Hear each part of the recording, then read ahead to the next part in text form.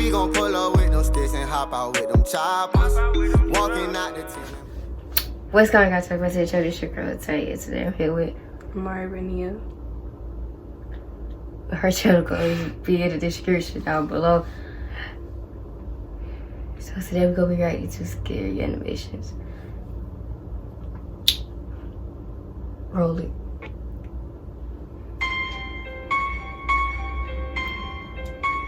This happened when I was a kid. I was in the 5th grade and my friend, let's call him Ethan, invited me over to his place. He lived right by the ocean, and if you walked through the forest for half a mile, you'd reach a nice beach with a diving board. When I got to his house, we hung out, played video games, and talked. You know, typical kid stuff. Then we decided to go to the beach. It wasn't too far away and we knew we could get back in time for dinner, so we set off. To make the trip more adventurous, we decided to bushwhack our own path. After walking a couple of minutes, we hit a tall fence. "Crap," Ethan exclaimed. "Well, I guess we'll have to go back." Suddenly, out of the corner of my eye, I spotted something. The fence went about 8 meters long and then stopped. My jaw dropped. There was a house. It was an old cabin with boarded up windows. The planks were falling off and you could see the old insulation underneath. It was gray in color and had flecks of blue paint. The fence led up to the side of the house, stopped, and then continued on the other side. What scared me the most was that there was no road. I mean, not even a clearing to get to the road. You'd have to walk 20 minutes. "Kevin, come on!" Ethan yelled from behind me. "Look at this!" I shouted back. Ethan walked up to me and his jaw dropped. There was no door, just a frame, and peering through the frame we could see that there was a back door, also with no frame. All we had to do was walk through the house, then we could get to the beach. I looked at Ethan. "Should we do it?" I asked him. He shrugged. "I don't see why not," he responded. Inside the house was dark, despite the sunlight pouring in through the door. We advanced slowly through the house, and Ethan pointed to the door. As we reached the door, I peered up the stairs. I grabbed Ethan and shoved him out the door. "What was it?" he said as soon as we got away. My whole body shook. I must be going mad, I thought to myself. Eventually, I explained it to him. As we reached the door, I wanted to take one last look at the house. I glanced up the stairs and I saw the shadowy outline of a person. All I could see were eyes staring back at me and a crooked grin. Ethan and I took another route back home, and we told Ethan's mom. She laughed at us and said she'd been that way many times and there was no house. We were angry because she didn't believe us, so we got out our cameras and went back the next day. When we got there was no house. It was just gone. No clearing, nothing. To this day, Ethan and I still wonder what it was. Was that man just a homeless person, or maybe he was something much, much worse? I suggested to Ethan a theory that scares me to this day. I had been reading about Russian folklore, and a page caught my attention. It was a story about a witch named Baba Yaga who had a moving house. She would eat naughty children, and parents used to use it to scare children. Was this a witch? I guess we'll never know for sure. It's like the animation. I was in my early teenage years during this time. My family and I went on vacation in a village which had a forest rumored to be haunted. There was a cemetery in the forest. It was a little far away from the village, near a lake. We weren't actually supposed to go to that forest, but my cousins thought it would be fun to play hide and seek at night. We were given some rules. We weren't allowed to take our phones or flashlights with us. As planned, we all met in front of our farmhouse at midnight. Me and my younger sister, who was 7 years old at that time, were the youngest out of everyone. So my older cousin decided to help us hide. He was 22 at that time, and he wanted to make sure we didn't get lost.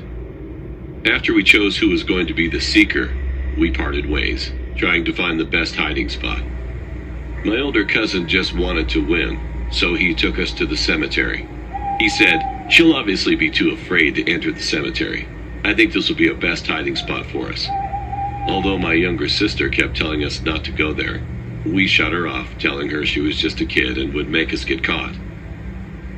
To this day, we wish we would have listened to her. It was getting darker. It was almost 2 a.m. Then all of a sudden, the cemetery lights went out. My sister's hand tightened around my hand. My cousin was obviously scared too. We could only hear the sound of wind and stray dogs barking at the backside of the cemetery. But then, we heard digging noises. I still remember that horrifying sound. At a distance, we could see an old man with ruffled hair and dirty clothes, digging a grave with his bare hands. He was making hissing noises while he dug. All of us stood there frozen. We didn't know if we should scream or run away. My cousin held our hands and started to slowly lead us to the entrance, trying not to make any noise. He whispered, "We have to get out of here." My sister was almost on the verge of crying. But to ruin everything, I stepped on a broken branch, making a loud noise. The stranger shot up his head toward our direction, and his lips curved in a creepy smile. "Run!" my cousin yelled, quickly picking up my sister and running away as I followed closely behind them. Thankfully, the man was weak and couldn't run any faster. He stopped at the middle of the cemetery staring at us with his hazel eyes. A few days later, we found out that the man had been caught by the police. He was a criminal who dug up dead bodies, stored drugs in them, and sent them off to other nations to sell drugs. He was caught once, but successfully escaped. If he wasn't so old and weak, I'm afraid that we might have ended up being a couple of dead bodies too.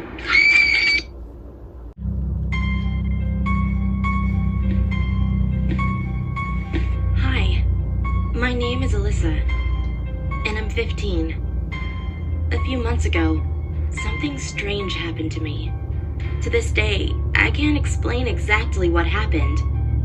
I was relaxing at my house, doing some schoolwork on my laptop. Being home alone never bothered me until then. After about 2 hours of being alone, I decided to go get some ice cream from the freezer. As I headed back with ice cream to my room, I heard someone bang on the front door. I never answer the doors, and I always make sure they're locked when my parents leave. I decided it was the mailman, and that he would set the package down and leave. Then I heard the bang again, but louder. I was confused, so I went to my dad's office since it had a window facing the front porch. The second I grabbed the door handle of his office, my parents' bedroom door slammed shut right next to me. I screamed. Our air conditioning was broken at the time, so there was no way it could have been the air. I looked at the door, ran to the other side of the house, and called my mom to see if she was expecting anyone over. "No, Alyssa," she said. And those 2 words made my heart beat faster than it ever has. My phone disconnected, and I started hearing footsteps coming towards me from down the hallway. I ran and hid behind a door in our living room. I knew I'd be out of sight, since I used to hide there as a child. I called my close friend Emily, who always knew how to calm me down in crazy situations. She told me to go and lock myself in my room. As she was talking, I started to hear doors open and slam shut along with footsteps, and the voice of a little girl saying, "I'm going to find you," over and over. I started crying, and when the noise stopped, I ran to my bedroom door. When I grabbed the handle and was about to go in, I heard it again. The little girl was in my room and said, "Come here, Alyssa. I want to play. Come here." I ran to the guest bathroom and locked myself in. I started to hear knocking on the bathroom door and the voice, "Don't you want to play, Alyssa? We could have a lot of fun." I started screaming back, "Hell no, just leave me alone." She started laughing. The knocking and laughter grew louder and louder, and then it started sounding like that thing, started to walk away, still laughing and knocking. Then I couldn't hear it anymore. My grandpa came into the house yelling, "Alyssa, it's Grandpa. You can come out, you're safe." I ran as fast as I could to my grandpa. Later on, I found out that after my phone cut out on my mom, she sent my grandpa to check on me. Once I told my grandpa that a little girl had gotten into the house, we went around the house searching for her, but we never found anything. All the windows and the doors were locked. The garage was closed up tight, and nothing was broken into. I hate being home alone now, and being in my room. Make sure to like, comment, share, subscribe, and I will be back with another video. Peace. What all do you want from me?